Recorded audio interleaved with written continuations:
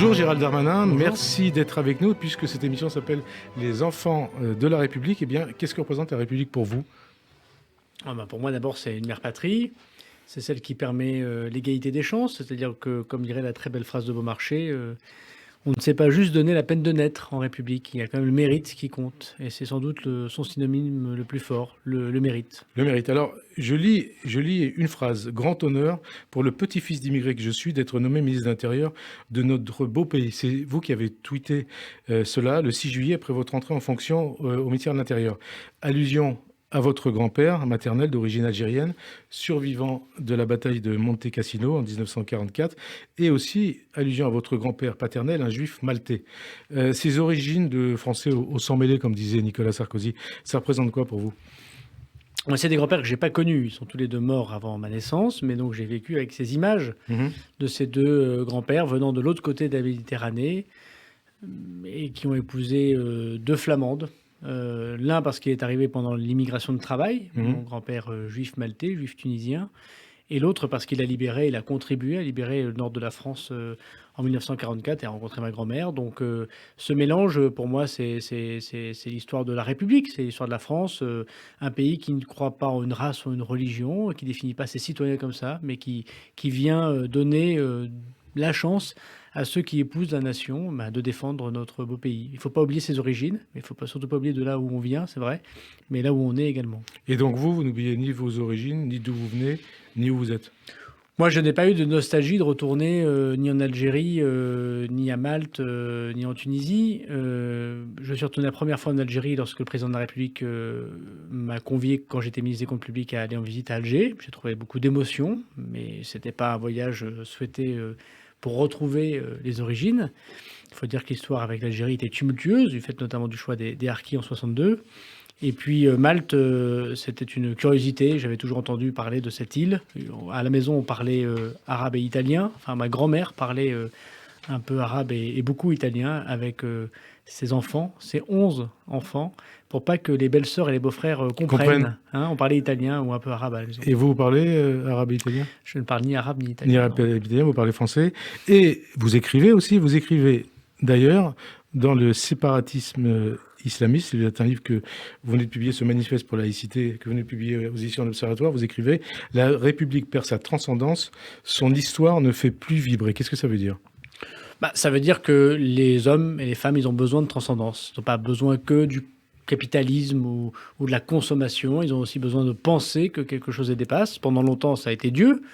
Puis je crois que les idéaux de la Révolution, la République, parfois les idéaux communistes, ça a aussi beaucoup poussé les gens à croire une transcendance politique. Désormais, ils n'existent plus beaucoup. Alors l'idéal communiste, plus du tout, depuis la chute du mur du Berlin. Et puis l'idéal républicain, il a l'impression qu'il s'amenuise, que ça fait... On dit même que c'est un mot vide de sens, la République. Parfois, il y a des journalistes qui disent « mais ça veut dire quoi, la République ?» C'est un peu vide de sens, c'est des mots comme ça. Et on a l'impression qu'il y a un retour du sacré, du divin, du spirituel, comme disait Malraux, mais parfois dans le mauvais sens du terme. Et l'islamisme, parce que c'est une réponse globale à la société, pas simplement un culte, a donné une transcendance, ou donne une transcendance à un certain nombre de personnes que malheureusement la République française ne donne plus. Et on va parler d'islamisme, du séparatisme dans quelques instants. D'abord, vous êtes ministre de l'Intérieur. Être ministre de l'Intérieur, c'est quoi? C'est être ministre des flics, être ministre des violences policières, comme le disent vos détracteurs, des libertés ou des contrôles d'identité arbitraires ou au faciès? D'abord, c'est le ministère de la protection. Parce que la protection de l'État, c'est celle des plus pauvres. Les riches, ils ont les moyens d'habiter dans des quartiers de riches, avec des vidéos de protection personnelle, avec des gardiens privés de sécurité, dans des endroits où, entre eux, en général, ils se protègent. Les pauvres, ils ont les difficultés de se protéger. Ils prennent les transports en commun tard le soir, ils garent leur voiture dehors et pas dans un parking sécurisé.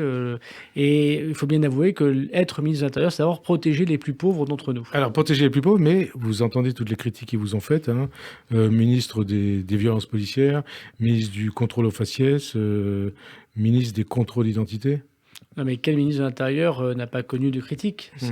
On dit que c'est un des postes les plus exposés de la République, c'est vrai, mais on peut entendre ces critiques et essayer de corriger un certain nombre de choses, évidemment, rien n'est parfait, et se dire aussi qu'on est le chef d'une administration. Moi, je le suis à 38 ans, grand honneur que m'a fait le président de la République, d'une administration qui a des milliers de blessés chaque année, et qu'il y a entre 10 et 20 de ces agents qui meurent en service. Mhm. Ça n'existe dans aucune autre administration, à l'exception peut-être des armées, d'être le patron de centaines de milliers d'agents dont vous savez que chaque année, il y en a qui vont mourir, il y en a qui vont être blessés. Et donc, vous avez un devoir de les protéger physiquement et de les protéger contre les critiques et de prendre parfois les coups à leur place. Et alors, prendre les coups à leur place, et puis vous avez peut-être un modèle. Votre modèle comme ministre de l'Intérieur, c'est qui? C'est Nicolas Sarkozy ou c'est Christophe Castaner? Il y en a plusieurs. Il y en a plusieurs. Nicolas Sarkozy a pour moi, évidemment, parce que c'était mes années de construction militante et que j'apprécie particulièrement le président Sarkozy. C'est toujours votre ami, Nicolas grand Sarkozy? ministre de l'Intérieur. Je ne sais pas si je peux être ami avec un ancien président de la République. En tout cas, moi, j'ai pour lui respect et affection. Et j'espère... c'est lui, quelque part, qui vous a mis le pied à l'étrier, Nicolas Sarkozy. Ils ont été quelques-uns, mais il y a largement contribué, bien sûr. D'abord parce que j'ai essayé de comprendre comment il travaillait, et ça m'a beaucoup inspiré. Mais il y a aussi Jean-Pierre Chevènement, qui, je trouve, est un grand ministre de l'Intérieur. J'ai toujours considéré, personnellement, par ailleurs, que Clémenceau, c'était il y a longtemps, c'est vrai, et que Clémenceau était l'homme qui ressemblait le plus à la République. Oui, alors il était lors de la jeunesse de mon grand-père. Voilà, c'est ça. Et Christophe Castaner? C'est mon collègue au gouvernement, ça a été mon collègue au gouvernement. Il a géré le ministère de l'Intérieur dans une situation très difficile, notamment pendant la crise des Gilets jaunes, et je crois qu'il a fait honneur à la fonction. L'actualité, c'est cette déclaration de la défenseure des droits de l'homme qui a considéré qu'il fallait faire l'impasse dans certaines zones sur les contrôles d'identité. La défenseure des droits a franchi les limites de l'imbécilité. C'est Emmanuel Macron qui s'est ainsi insurgé en privé sur le canard enchaîné contre ces zones sans contrôle voulues par les défenseurs des droits. Est-ce que vous reprendriez ce terme d'imbécilité à votre compte? Moi, j'ai pas entendu le président de la République le dire. Mais est-ce que ce terme imbécilité, vous le reprendriez à votre compte? Moi, je respecte les institutions de la République. Il y a une institution qui s'appelle le Défenseur des droits. Il faut respecter ce qu'elle a à dire, évidemment. J'ai compris d'ailleurs qu'elle avait corrigé une partie de ses propos, donc dont acte. On peut tous faire des erreurs ou commettre des approximations, ça m'arrive aussi. Je veux dire que le Défenseur des droits, avant tout, c'est le policier et le gendarme. C'est lui qui en premier protège les droits. Et vous me parliez... Alors ça sert à rien, défenseur des droits, si c'est le policier et le gendarme. Non, c'est peut-être des échelons qui sont en trop, non, dans la société française. Pas du tout. C'est bien d'avoir des gens de l'extérieur qui jugent également ce que fait le gouvernement. Le pouvoir arrête le pouvoir. Les contre-pouvoirs, c'est le signe d'une démocratie apaisée et grande dans ce pays. Ce qui est vrai, c'est que le ministère de l'Intérieur, c'est le ministère des libertés publiques. Vous me disiez, c'est quoi le ministère de l'Intérieur? C'est le ministre des libertés publiques. Et c'est parce qu'il y a de l'ordre, et c'est parce qu'il y a de l'autorité, et parce qu'il y a des policiers et des gendarmes qui risquent leur vie tous les jours, qu'il y a la liberté. Parce que si c'est la guerre de tous contre tous, si le plus fort gagne dans la rue, alors nous ne sommes pas dans un État civilisé. Alors il n'y a pas de liberté. Il n'y a pas de liberté d'aller et venir, il n'y a pas de liberté d'aller avec sa femme ou son mari au cinéma, au restaurant quand c'est ouvert évidemment. Il n'y a pas de liberté de se balader comme on le souhaite. Et dans ces cas-là, les droits ne sont pas respectés. Donc oui, moi je considère que les policiers et les gendarmes font un travail formidable dans des conditions très difficiles. Il y en a quelques-uns parfois qui manquent à la déontologie, il faut les sanctionner. Mais c'est un faux procès que de parler de ces contrôles d'identité. Alors, des procès, on vous en fait pratiquement tous les jours. Je vais citer quelque chose, une phrase. C'est le début du fascisme. C'est la députée insoumise Danielle Obono qui a écrit ça après l'adoption mardi de votre projet de loi séparatisme. En clair, elle vous accuse avec Emmanuel Macron, avec Jean Castex, avec encore Marlène Schiappa, de conduire la France vers le fascisme, voire d'être vous-même fasciste. Qu'est-ce que vous lui répondez? Bon, tout ce qui est excessif est évidemment insignifiant. Bon, je voudrais dire, Madame Obono, que dans l'histoire, la différence entre un régime fasciste et un régime qui ne l'est pas, c'est que dans le régime qui ne l'est pas, on peut dire qu'il est fasciste. En revanche, on a moins de liberté quand le régime est fasciste. C'est la liberté d'expression que vous dites. Oui, voilà, ça appartient, y compris la liberté d'être caricatural, y compris la liberté d'être insultant, y compris ce qui est le cas manifestement, c'est une insulte particulière. Moi, j'appartiens à une tradition politique qui s'est plutôt toute sa vie battue pour la liberté. Voilà, c'est pas le cas de toutes les familles politiques qui défendent parfois des régimes extérieurs. Vous pensez à la France insoumise, à Daniel Obono? C'est une allusion quoi, à leur soutien au Venezuela? Voilà, je pense que le soutien au Venezuela n'était pas forcément positif. À Cuba? Bon, maintenant, c'est peut-être le Venezuela qui était le dernier défense, me semble-t-il, d'une partie, en tout cas de M. Mélenchon. Voilà, bon, écoutez, ça fait partie du débat politique, je ne suis pas sûr que ça grandit beaucoup. Madame Obono, moi je voudrais leur dire que dans le groupe La France Insoumise, il y a des gens qui jugent, avec des différences d'opinion très fortes, et c'est bien normal en démocratie, mais qui jugent sur le fond et non pas par des insultes comme ça faciles. Monsieur Corbière, pendant le débat sur la loi séparatisme, a été très présent, et dans un débat respectueux, avec lequel nous étions d'accord quasiment sur rien, il faut bien avouer, mais dans un débat respectueux, en travaillant ces dossiers, a montré qu'on pouvait proposer des choses. Alors, qui nous ne vont pas. Il propose par exemple la fin du régime concordataire en Alsace-Moselle, on y était très défavorable. Il a mis beaucoup de convictions, mais je préfère le style de M. Corbière à celui de Mme Obono. Et alors il y a aussi Jean-Luc Mélenchon qui affirme, je le cite, qu'il y a dans ce pays, la France, une haine des musulmans déguisée en laïcité. Il reprend des arguments d'islamistes, pour le coup.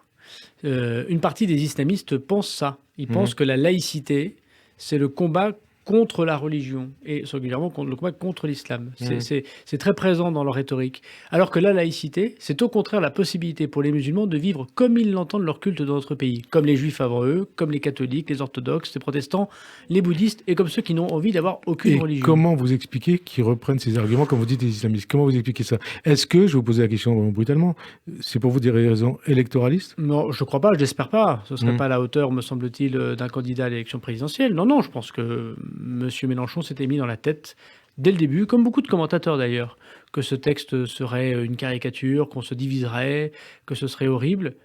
Et on s'aperçoit que rien de tout ça s'est passé, qu'on a travaillé de longues heures pour essayer d'améliorer la liberté d'association, la liberté de culte, l'ordre public, essayer d'être juste dans toutes ces notions, et que ce travail a mené quelque chose d'équilibré, très largement voté par l'Assemblée nationale, un des textes les mieux votés d'ailleurs du quinquennat du président de la République. Et donc je crois que M. Mélenchon, il n'a pas updaté, comme on dit aujourd'hui, ces notions. Il est resté sur son parti pris, c'est bien dommage. Autre parti pris, je suis désolé, je vais encore vous parler d'un député insoumis, Éric Coquerel. C'était le 19 octobre sur Sud Radio. Qu'est-ce qu'il disait? Que la situation des musulmans dans la France d'aujourd'hui est comparable à celle des juifs pendant la période hitlérienne. Qu'est-ce que ça vous inspire? Alors, je ne sais pas si M. Coquerel a dit ça, mais il a dit, je vais vous dire si c'était ses propos exacts. Je vous crois bien volontiers. L'islam d'aujourd'hui est une religion qui subit un véritable racisme en tant que religion, comme l'a été à un certain moment avec une ampleur évidemment moindre, la religion juive. Voilà, c'est exactement les propos d'Éric Coquerel. Ouais, c'est évidemment des choses absolument scandaleuses de dire quelque chose comme ça. D'abord, chacun voit qu'en France, on pratique la religion que l'on souhaite, qu'il y a 2500 de construction de lieux de culte et de salles de prière musulmanes. C'est un pays qui accepte bien évidemment la liberté de culte et c'est le principe de la laïcité. Ce qu'on ne veut pas, ce sont des actes séparatistes, radicaux, terroristes. Et la comparaison avec la souffrance des Juifs de France pendant de très nombreuses années, évidemment sous l'occupation, mais pas que sous l'occupation, est évidemment insultante et scandaleuse. Alors, vous parlez de séparatisme, justement. Est-ce que le séparatisme, vous diriez que c'est l'antichambre du terrorisme? Est-ce que la société aussi, une autre question, est malade de la société française de l'islamisme politique? Elle n'est pas malade de l'islamisme politique. Il faut qu'elle fasse attention à l'islamisme politique. C'est tout à fait autre chose. Il faut qu'elle ait des actes de prévention. Je veux dire qu'elle ait des gestes barrières contre l'islamisme politique. Donc c'est votre loi, les gestes barrières notamment? Notre loi contribue très largement à ces gestes barrières. On pourra en parler si vous le souhaitez, même si toute seule, elle ne réglera pas tout, bien évidemment.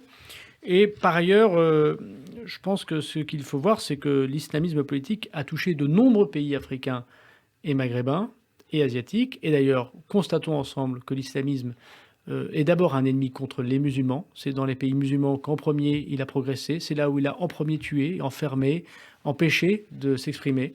Et puis l'Occident, il y a eu des attaques, alors pas toujours terroristes, parfois radicales, souvent séparatistes. Et vous savez, ce qui change beaucoup avec le président de la République, c'est pas qu'il est plus fort encore contre le terrorisme. Nicolas Sarkozy, François Hollande ont été très forts contre le terrorisme.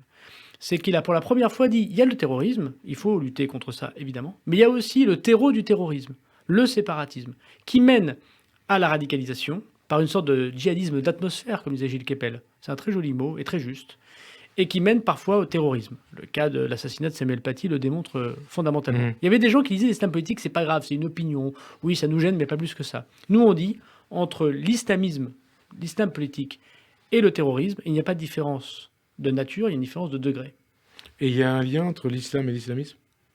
Il y a un lien dans la mesure où l'islam politique est une dérive sectaire de l'islam, mais il ne faut surtout pas confondre évidemment la religion du prophète, qui est et qui sera pratiquée par des centaines de millions de croyants, tout en respectant les sociétés dans lesquelles ils vivent, en respectant l'égalité femmes-hommes, le fait de pouvoir s'insérer parfaitement dans une société, et l'islamisme qui veut Pas simplement s'occuper du culte, mais de la société. L'islamisme, c'est une explication globale du monde. Lorsque vous naissez, vous partez en vacances, vous mangez, vous êtes éduqué, vous vivez, vous mourrez, vous travaillez, toujours dans un même cadre communautaire, c'est ça l'islamisme. Quand tout est vu au nom du halal ou du haram, pas simplement dans la consommation bien évidemment, mais dans ce qui est licite et illicite. Et est-ce qu'on peut dire aujourd'hui, il y a eu des commentateurs, des experts qui ont dit ça, et éventuellement même au sein du gouvernement des ministres jusqu'à l'Élysée, que le président Erdogan est l'un des chefs de l'islamisme politique?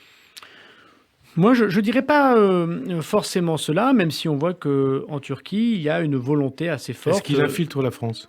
Alors, il y a deux choses. Il y a l'islamisme et il y a les ingérences étrangères. C'est pas tout à fait la même chose. Ouais. Hein. Il peut y avoir des ingérences étrangères qui ne sont pas islamistes. Il y a en Turquie, manifestement, une volonté, dans la guerre pour être le chef du monde sunnite, une guerre entre la Turquie et des pays du Proche et du Moyen-Orient pour s'emparer, si j'ose dire, d'être le leader du monde musulman sunnite. Et donc avec quelles conséquences sur l'Occident et sur la France? Ça veut dire que parfois, on est obligé de monter le ton, ce que fait M. Erdogan, contre des régimes, notamment contre le président de la République française, contre lequel il a été très insultant, chacun s'en souvient. Maintenant, il semble que c'est un peu passé, et tant mieux, pour essayer d'être un peu celui qui crie le plus fort. Et puis après, il y a des ingérences étrangères qui sont propres à la Turquie, mais pas que la Turquie, qui sont propres à l'islam, mais pas que à l'islam. On peut aussi se servir d'autres religions pour faire du soft power sur le territoire national. Vous pensez à quoi? À quelle religion? Par exemple, les évangélistes. On voit bien qu'il y a des évangélistes qui, bien sûr, partagent tout à fait les valeurs de la République, sont tout à fait assimilés et ne posent aucun problème à la République française. Et puis parfois, il y a du financement étranger qui vient faire passer des idées. Mais attendez, les évangélistes, c'est par rapport aux États-Unis ou par rapport à d'autres pays? Par rapport au monde anglo-saxon, notamment. On le constate. Moi, je ne veux pas faire à dominer, mais on a parfois ces discussions franches avec les États. Notamment avec les États-Unis? Avec le monde anglo-saxon, vous savez, moi, ce qui est important, c'est de dire, écoutez, on va siffler la fin de la récréation. La France doit savoir qui finance quoi sur son sol. C'est l'objet de la loi. Aujourd'hui, on ne le sait pas. Et demain, pouvoir s'opposer à ces financements étrangers. Parce que la religion, ça c'est vieux depuis Philippe le Bel et les catholiques, la religion en France, c'est une affaire de Français. C'est pas une affaire d'un autre pays. Voilà. Et donc les juifs, les catholiques, les orthodoxes, les musulmans, les bouddhistes, ils ont à vivre leur culte en France sans être commandés par des États étrangers. Ça, c'est un point très important. Et pour revenir à la question turque, il y a manifestement une volonté de maîtriser sa diaspora, c'est-à-dire les Turcs présents sur le territoire national. Et nous considérons qu'il ne faut pas utiliser la religion afin de contrôler sa diaspora. Et donc, on a mis fin aux imams détachés, on connaît les financements, on peut s'y opposer. Désormais, vous avez vu, il y a une disposition très importante, c'est M. Jacques Maire, député de la République En Marche, qui l'a proposé, d'interdire la vente de lieux de culte à des États étrangers si la France n'est pas d'accord. Ça, c'est une mesure que nous n'avions pas aujourd'hui et que nous aurons demain, et c'est très important. Alors on poursuit sur l'actualité, sur quelque part votre projet de loi. Gérald Darmanin, est-ce que la notion d'islamo-gauchisme, ça vous parle? Oui, ça me parle, oui. C'est quoi pour vous? Je l'ai même utilisé dans l'hémicycle. C'est quoi pour vous? Parce que vous avez la polémique depuis quelques jours.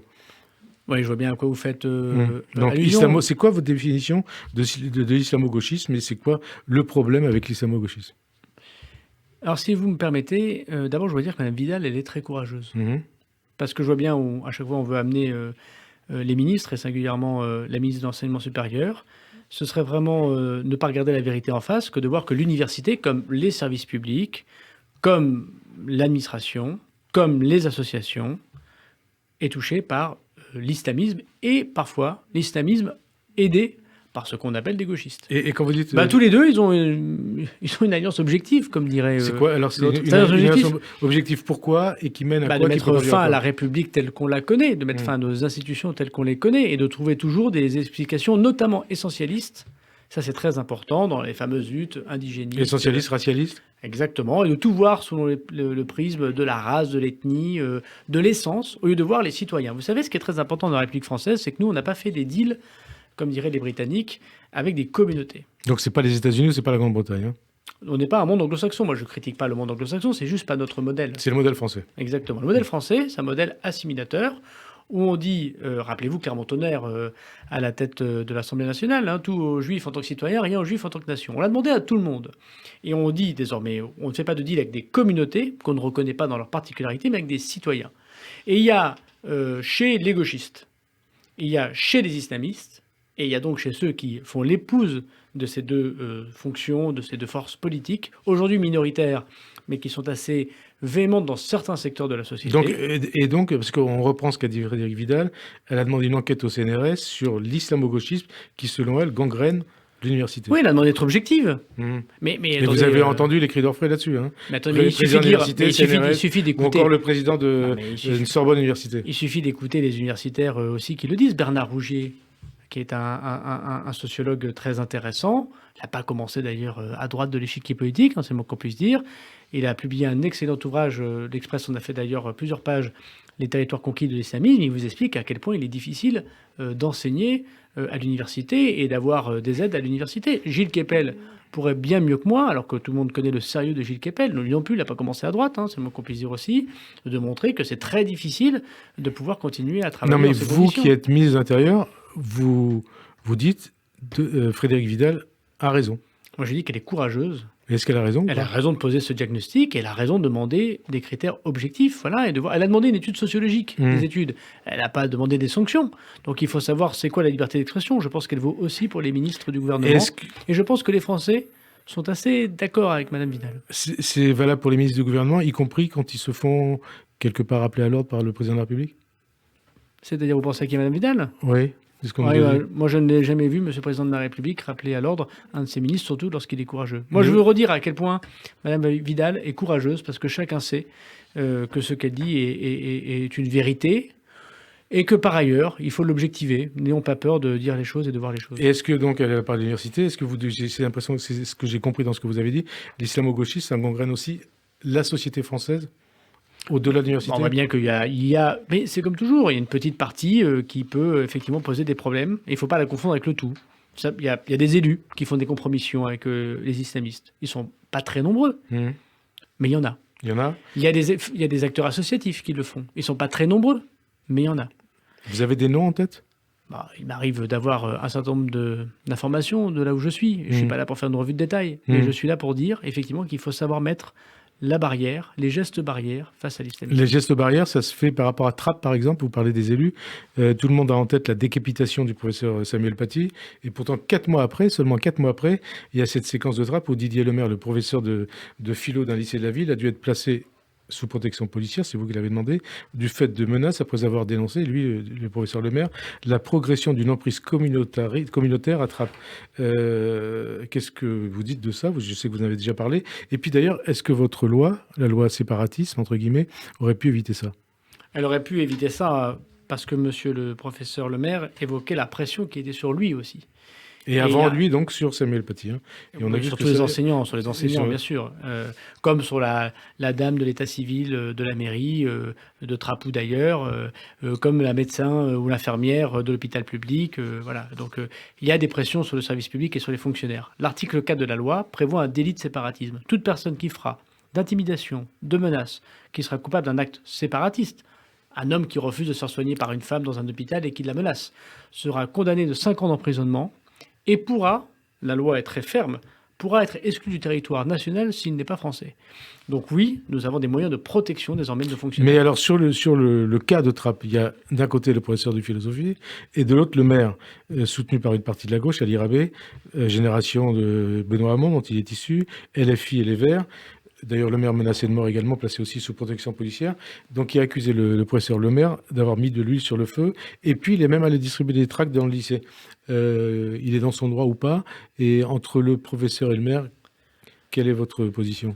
Bon, d'abord, le ministre de l'Intérieur a protégé les deux. Les deux étaient objets de menace. C'est ça la République. Et justement, c'est ce qui montre, contrairement à ce que pense Mme Bonneau, qu'on n'est pas dans un État fascisant, bien au contraire.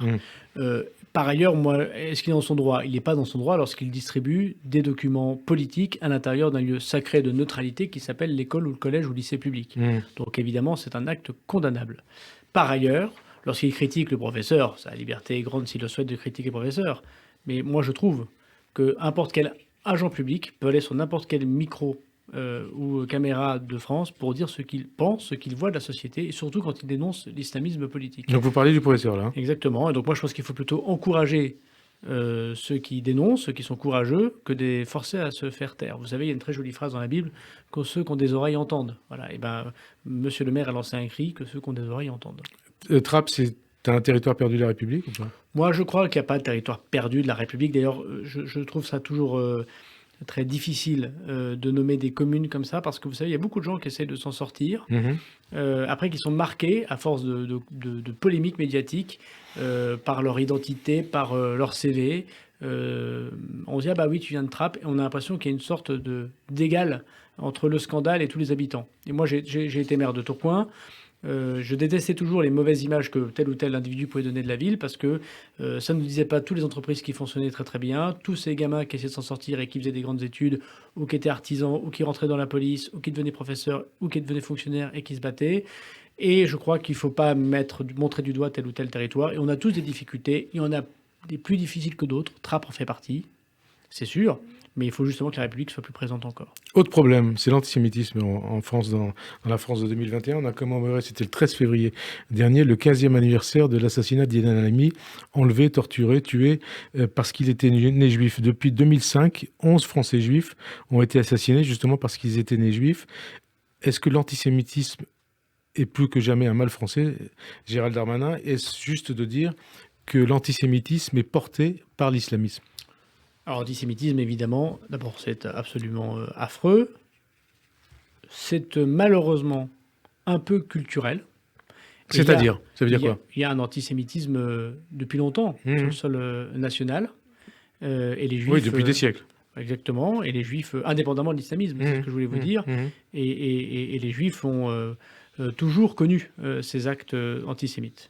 Malheureusement, et ces paroles antisémites. Et que c'est un long travail pour lutter contre ce petit fond culturel d'une petite partie de la population, mais qui existe et qu'il faut condamner. Ça a été le cas notamment de l'extrême droite française, chacun le sait.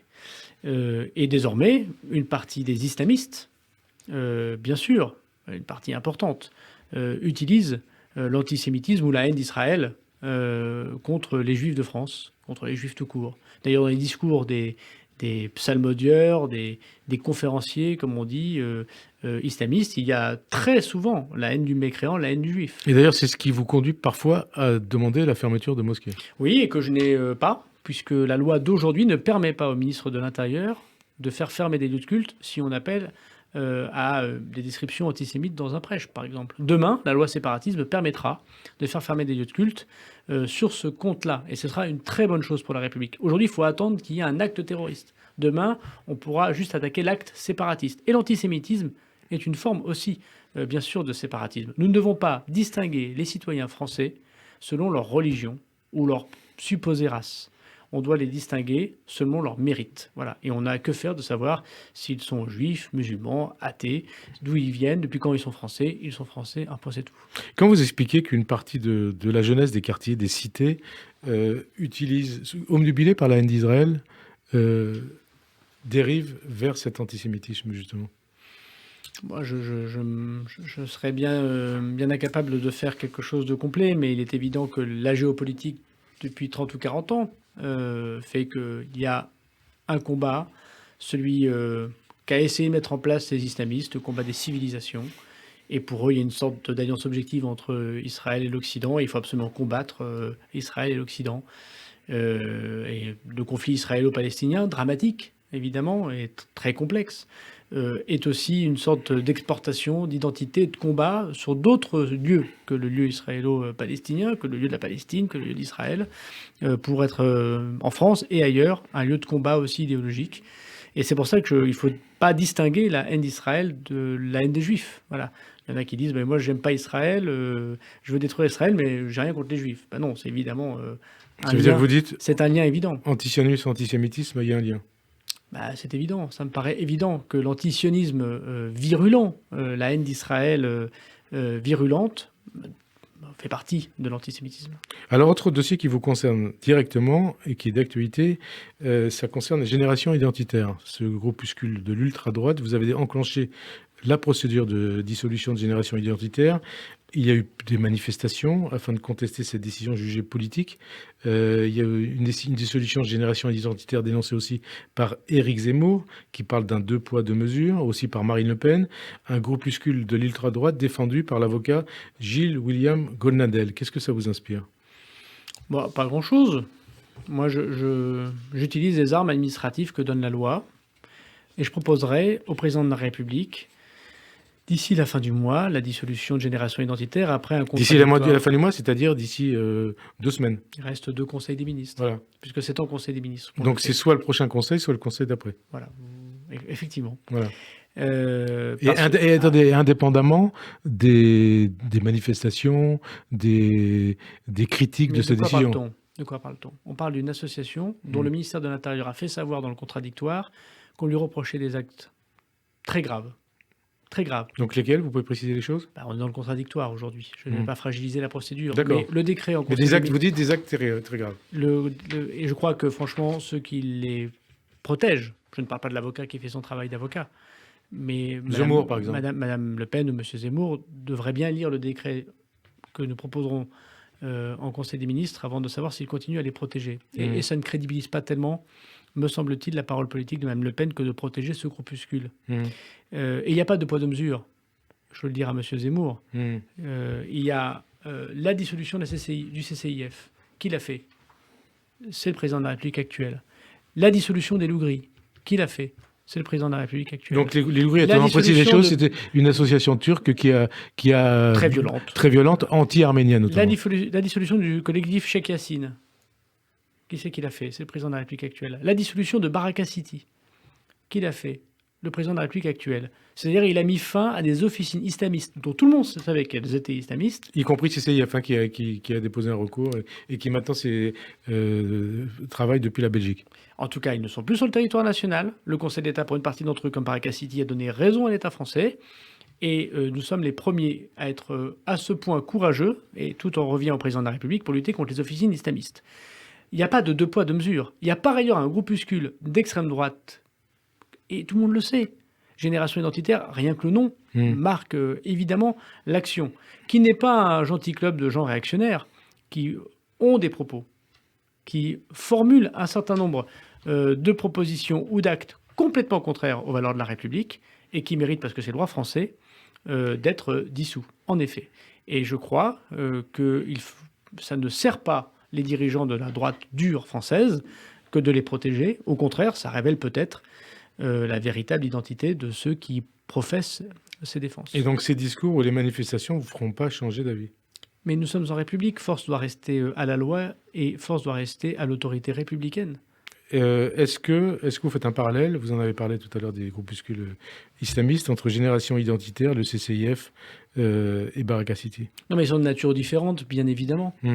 Le plus dangereux, on a commencé d'ailleurs par cela, c'était Baraka City, CCIF, Cheikh Yassine, dans des raisons différentes d'ailleurs, et toujours pour l'instant suivi par le Conseil d'État, qui a à la fois le contrôle normal de ce que fait le gouvernement, et en même temps conscience de ce qu'est bien sûr l'état de droit en France. Et on doit éviter ces associations. Mais il y a aussi Génération Identitaire et d'autres peut-être associations, nous y travaillons. Il y en a d'autres qui vont arriver? Nous y travaillons. Lesquelles par exemple? On y travaille. Mais de l'ultra-droite ou des associations? Mais moi je ne regarde pas, je ne me dis pas, tiens, un jour je fais un islamiste, un autre jour je fais de l'ultra-droite. C'est pas comme ça qu'on travaille. Quand les préfets de la République, quand les renseignements, les services de renseignement français me font remonter un certain nombre d'informations incontestables de haine, de violence, d'actes antisémites, d'actes anti-musulmans d'ailleurs, d'actes anti-chrétiens, qui sont en lien avec un certain nombre d'entreprises terroristes, qui ont des financements qui n'ont rien à voir avec ceux de la, valeur, de la promotion des valeurs de la République,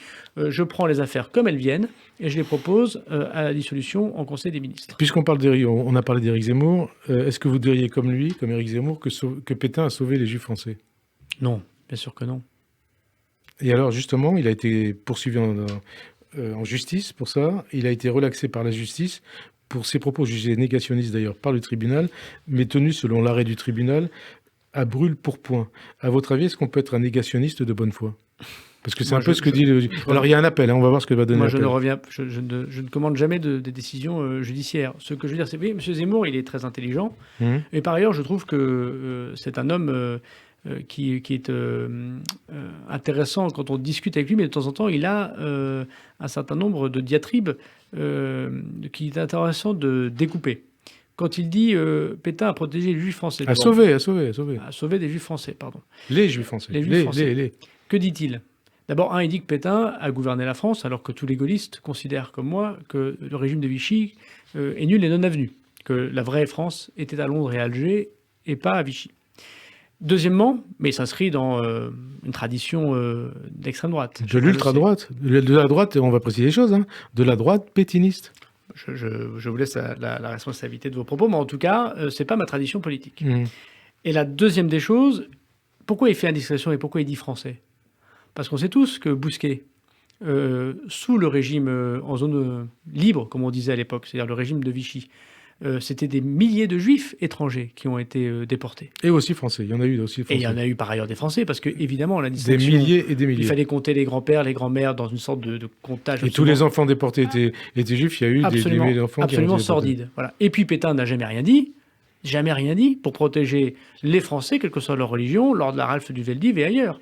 Donc il est évident que M. Zemmour essaye de faire de la provocation, chacun le comprend, dans une grande tradition d'extrême droite française, et que par ailleurs, il essaye d'utiliser des mots choisis, parce qu'il n'est pas idiot, et c'est peut-être pour ça que le tribunal a considéré qu'il y avait la bonne foi, je mets des guillemets. Mais il est sûr que les propos qu'il véhicule sont à bannir et à combattre désormais politiquement. Politiquement, justement, vous avez vu tout ce qui est paru dans la presse, tous ces soutiens qui parlent d'un scénario autour de Zemmour candidat à la présidentielle. Vous y croyez? Vous le redoutez ou pas? Vous savez, en République française et en démocratie, chacun peut se présenter à l'élection présidentielle. Même vous, monsieur Aziza, si ça vous dit. Voilà. Ça ne me dit pas, mais vous aussi d'ailleurs, peut-être dans quelques années. Mais Zemmour candidat? Écoutez, chacun fait comme il veut. Alors, peut-être que ce sera plus clair. Plus clair pour lui par rapport à ce qu'il dit. Marine Le Pen, alors elle est molle, Marine Le Pen? Marine Le Pen, elle a manifestement deux personnalités. La Marine Le Pen des villes et la Marine Le Pen des champs. La Marine Le Pen des plateaux, la Marine Le Pen de l'Assemblée, la Marine Le Pen des Nains-Beaumont et celle sans doute un peu plus bourgeoise à Montreuil. Bon, c'est ce que vous avez dit sur France 2 et depuis d'ailleurs, mais on a du mal à croire que vous pensez vraiment qu'elle est molle. C'est quand même l'extrême droite. Si, parce qu'elle veut pas, ça n'a, pardon de vous dire, ça n'a pas grand-chose à voir. Elle ne veut pas résoudre des problèmes. Elle les constate, elle les amplifie, elle les caricature, mais elle ne veut pas résoudre des problèmes. Mme Le Pen, à chaque fois qu'on lui propose une solution concrète pour résoudre des problèmes, elle dit non. Mais vous voyez ce que dit, très bien, mais vous voyez ce que dit, vous avez entendu ce que dit par exemple Christophe Castaner, c'est une ennemie de la République. Vous dites c'est une amie de la République? Non, je n'ai jamais dit ça. Non, mais c'est la question que je vous pose. Mais Christophe Castaner et moi avons raison. On peut à la fois la considérer comme ennemie de la République. Et vous le dites, une ennemie de la République. En quoi est-elle une ennemie de la République? Alors, je voudrais juste terminer la démonstration. On peut à la fois dire qu'elle est une ennemie de la République et dire que l'argument moral ne suffit pas. Et que, moi, vous savez, par ailleurs, et comme M. Castaner, d'ailleurs, qui a été très courageux, je n'ai pas de leçon d'anti-lepénisme primaire à recevoir. Je me suis toujours battu contre le Front National dans ma région. Quand je me suis présenté aux élections, à partir du moment où j'étais militant politique dans ma commune à Tourcoing, le Front National faisait 30%. 30% aux élections municipales. Et aux dernières élections? Aujourd'hui, il fait 7%. Bon, c'est 23%, 23 points de différence. Ils ont bien voté pour quelqu'un. J'ai été élu au premier tour. Moi, je m'enorgueillis de dire que j'ai pu faire revenir dans le giron républicain, dans le giron des partis de gouvernement, des gens qui avaient des colères et qui pensaient que Mme Le Pen pouvait résoudre leurs problèmes. Et j'espère que tous les partisans du président de la République se disent « Mme Le Pen, aujourd'hui, elle fait entre 25 et 30% des voix selon les sondages. Essayons de convaincre son électorat. » Il y a seulement 1 ou 2% de vrais racistes et de fascistes. Vous croyez seulement 1 ou 2%? Je crois, pas personnellement. Plus, pas non, plus. il y a des Français en colère. Sur ces 25-26% du premier tour. Il y a des Français en colère et qui votent pour M. Mélenchon, Mme Le Pen, ou pire maintenant qui... Et d'ailleurs, vous dites ça, Mélenchon et Le Pen, vous faites un signe égal entre Mélenchon et Le Pen. Est-ce que le Front National, le Rassemblement National, est dangereux de la même manière que peut l'être la France Insoumise? Vous faites un signe égal entre les deux partis? Bon, c'est pas la même nature, mais j'ai l'impression que c'est deux partis dangereux, oui. Pourquoi deux partis dangereux? Quand Mme Obono explique que je suis un fasciste et que le gouvernement est fasciste et que nous sommes dans un territoire fasciste, je pense qu'effectivement, elle a une conception du fascisme un peu particulière et une conception d'une discussion politique un peu particulière. Et le Rassemblement National? Mais je me suis toujours combattu contre le Front National. Quand madame, j'ai essayé de démontrer... Non, mais vous dites dangereux. Non, mais j'ai essayé de démontrer à Madame... déjà, quand elle protège Génération Identitaire, on ne peut pas dire que ce soit la montre d'une marque modérée. Hein. Donc Mme Le Pen, elle est à la fois excessive, dangereuse, une ennemie de la République et parfois molle. Parce que Mme Le Pen, elle n'accepte pas de se donner les moyens de résoudre les problèmes qu'elle constate. Et pourquoi ? Parce qu'il y a tout intérêt. S'il n'y avait plus de problème, il n'y aurait plus de Front National. Si tout le monde était heureux, qu'il n'y avait pas d'insécurité dans la rue, que l'immigration serait une chance pour la France absolument, que tout se passerait bien dans l'intégration, qu'économiquement on serait à 4% seulement de chômage, que par ailleurs chacun pourrait élever ses enfants dans une école en se disant « tiens, ils auront une meilleure vie demain », je suis sûr qu'il y aura moins de vote Front National que si on constate qu'il y a de l'insécurité dans la rue, qu'on se dit qu'on n'est plus chez soi et que par ailleurs on se dit que ses enfants auront une vie plus difficile que la sienne. Et alors quand on vous entend parler, on se dit peut-être que vous pensez que la prochaine présidentielle, elle va jouer non pas à droite, au centre ou à gauche, mais à l'extrême droite ? Non, mais la présidentielle, elle se joue toujours au peuple. Comme disait Philippe Séguin, et elle se joue toujours en parlant de la France. Voilà. Et il ne faut pas que chacun fasse sa petite soupe sur son petit feu. Il faut que nous parlions de la France, nous parlions au peuple, en essayant de sortir cette question de droite et gauche qui n'a, à mon avis, plus beaucoup d'intérêt aujourd'hui. Et Marine Le Pen, pour vous, elle sera au second tour ? Non, rien n'est jamais écrit, mais je voudrais vous dire quelque chose. Et elle peut être élue ? Mais tout est toujours possible dans une élection.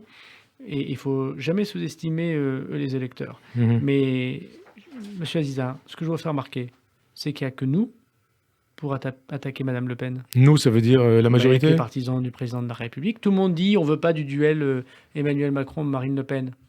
Et on ne sait pas très bien lequel des deux ils ne veulent pas au second tour. Il n'y a que la majorité présidentielle pour taper Mme Le Pen. Comment vous l'expliquez ? Tous les autres tapent sur le président de la République. Comment vous l'expliquez ? Mais vous n'êtes pas d'accord avec moi ? Tous les autres tapent sur le président de la République. Donc, ceux qui font le job pour lutter contre l'extrême droite, forte en France, pour dire à ses électeurs, elle vous trompe, elle vous ment. Et c'est une grande tradition familiale. Une grande tradition familiale. Ça a été le cas du père, ça risque d'être le cas de la nièce. La PME Le Pen fonctionne bien. C'est nous qui le faisons. Tous les Donc autres, vous êtes le rempart anti-Le Pen ? Tous les autres, je constate que dans l'échiquier politique, il n'y a que les partisans du président de la République qui attaquent Mme Le Pen. Tous les autres attaquent le président de la République. Et le président de la République, Emmanuel Macron, je sais que vous souhaitez qu'il soit candidat, vous pensez qu'il a de grandes chances d'être élu ? D'abord, je pense que le président de la République, il a fort à faire à gérer une crise sanitaire et économique, et il serait bien indécent de parler autre chose devant les Français qui nous écoutent. Alors, en tout cas, il y a eu un fait d'actualité cette semaine lié à la présidentielle. Le gouvernement a déposé in extremis un amendement pour instaurer le vote électronique par anticipation à la présidentielle, un amendement rejeté par le Sénat, la majorité sénatoriale parlant même de manipulation de votre part. Est-ce à dire, puisque ça a été rejeté par le Sénat, que cet amendement est mort-né ? Qui ne verra pas le jour. De quelle manipulation parle-t-on ? Nous le présentons au Sénat. Il en a fait ce qu'il en a voulu. Mais on n'a rien à être imposé. On a demandé l'avis, notamment à la Chambre, dans laquelle on n'avait pas de majorité. 2, c'est dans le programme du président de la République. Le vote électronique à distance. Il faut relire le programme du président de la République. Mais là, par anticipation. On ne va pas reprocher au président de la République d'essayer d'appliquer son programme. Là, on a une situation un peu dingue où on dit vous n'avez pas réduit le nombre de parlementaires alors que c'est le Sénat qui jadis l'avait refusé. Et alors donc ? 3, nous sommes en période de Covid. Nous essayons de trouver un certain nombre de moyens qui permettent aux gens de voter, y compris à distance. Et il y a des tas de pays qui le font. Regardez les États-Unis. Et c'est une grande démocratie. Il n'y a pas de manipulation. Bien au contraire, le président sortant peut être battu. Chacun le voit. On a donc mis en place un certain nombre de dispositifs, de propositions qui sont conformes à la démarche parlementaire. C'est le Sénat qui s'exprime. À la démarche politique, c'est dans le programme du président de la République, à la démarche de bon sens. Mais alors, rejeté par le Sénat, est-ce qu'il a une chance d'être adopté après par l'Assemblée ? Est-ce que vous allez le représenter à l'Assemblée ou pas ? Nous verrons bien, voilà. Alors, autre dossier, la proportionnelle. On ne sait pas où vous en êtes. Est-ce que ça va être le mode de scrutin législatif va être modifié, va être réformé ou pas ? Très rapidement. Alors, la proportionnelle, ça dépend de quoi on parle. On parle une dose de proportionnelle, comme si vous parlez du programme du président de la République. Exactement. Donc, de l'élection des députés, non pas au scrutin par circonscription, par territoire, mais par proportionnel, c'est-à-dire par liste. Et effectivement, le président de la République n'a pas dit tout, comme en 1986 sous François Mitterrand, mais une petite partie, la dose, entre 20 et 25% des sièges de mémoire. Aujourd'hui, cette réforme institutionnelle a été notamment bloquée par les assemblées parlementaires et singulièrement par le Sénat. Chacun le sait. Le président avait dit réduction du nombre de députés. Il avait dit dose proportionnelle. Pour ça, il faut changer la loi électorale. Pour ça, il faut que le Sénat et l'Assemblée soient d'accord. Est-ce que ça peut être que la proportionnelle ? Alors, il appartient au président de la République et au Parlement de le décider. Moi, je suis pour qu'on applique le programme du président de la République. 2-3 autres questions avant la fin de cette émission. Crise sanitaire, vous en avez parlé à l'instant. Est-ce que la mise en place d'un passeport vaccinal vous paraît inévitable? Est-ce que vous souhaitez que le débat soit ouvert à ce sujet?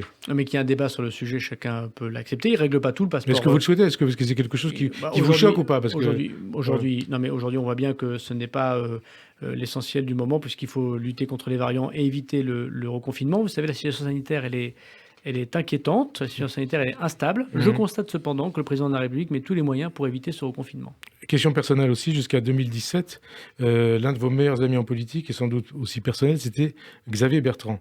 Est-ce compliqué d'être ministre de l'Intérieur du président de la République et en même temps l'ami de l'un de ceux qui veut déboulonner le président de la République? Est-ce que vous votez toujours comme vos amis ? Est-ce Non. que vous regardez les mêmes films? Oui, mais là, vous êtes Est-ce en que vous politique supportez les mêmes équipes de football? Moi, il se trouve que je supporte l'équipe de Valenciennes au football et qu'en général, Xavier Bertrand, il préfère l'équipe de Saint-Quentin au basket. Vous parlez toujours de politique ensemble? Nous parlons souvent et nous parlons peu de politique désormais, mais c'est bien normal, mais nous nous voyons et je suis fier d'être son ami. Dernière question. La drogue, c'est de la merde, c'est vous qui l'avez dit. Et vous avez aussi précisé que la drogue se vendait à travers 4000 points de deal en France. Puisque vous connaissez les lieux, c'est le cas, pourquoi ne pas envoyer la police, voire l'armée pour les démanteler? Mais c'est ce que nous faisons. D'abord, mais globalement, ces 4000 points. Mais nous faisons en ce moment même. Il y a des enquêtes de police tous les jours. Il y a des saisies de drogue tous les jours. Je communique tous les mois sur les chiffres. Et vous savez quoi? Il y a eu plus de 200 points de deal depuis que j'avais évoqué il y a un mois ces points de deal qui ont été démantelés. Et tous les jours, il y a des points de deal démantelés. Après, le problème d'un point de deal, vous le savez, une fois que vous avez arrêté le trafic, il est tellement rémunérateur qu'il est remplacé. Et donc, il faut sans cesse... Mais ça veut dire que l'État est inactif, la police est inactive? Mais non, ça veut dire qu'au contraire, c'est un travail très, très, très, très long, très difficile. Enfin, j'ai mal posé la question. Ça veut dire qu'elle ne peut pas faire grand-chose? Si, elle peut faire comme ça tous les jours. Elle évite que des enfants, que des adolescents, que des adultes tombent dans cette merde. Et vous savez, alors que c'est de la merde, c'était un clip publicitaire des années 80 quand j'étais gamin.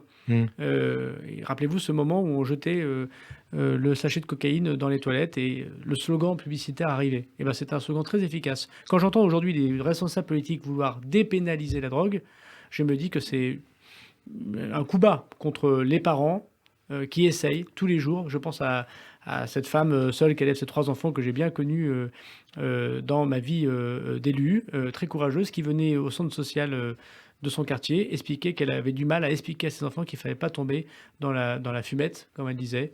Et ben, je pense que des responsables politiques qui légitiment la dépénalisation de la drogue n'aident pas beaucoup cette mère de famille. Et on peut vous dire aussi, quelque part, vous dites la drogue c'est la merde, l'alcool c'est la merde, le tabac c'est la merde, puisqu'il tue des centaines de milliers de Français tous les ans. C'est tout à fait vrai, c'est pas pour ça qu'il faut généraliser. Et je constate d'ailleurs que pour le tabac, j'ai été le ministre des Comptes publics en charge des impôts, avec la ministre de la Santé de l'époque, qui était Mme Buzyn, à augmenter le paquet de tabac jusqu'à 10 €. Donc j'aurais du mal à imaginer aujourd'hui que, voulant lutter contre le tabac, on légalise le cannabis. Merci en tout cas. Avant de nous quitter, Gérald Darmanin, je rappelle que votre livre « Le séparatisme islamiste » est publié aux éditions de l'Observatoire. Merci en tout cas d'avoir accepté cette invitation. Bonne fin d'après-midi sur Radio J. À dimanche prochain. Merci.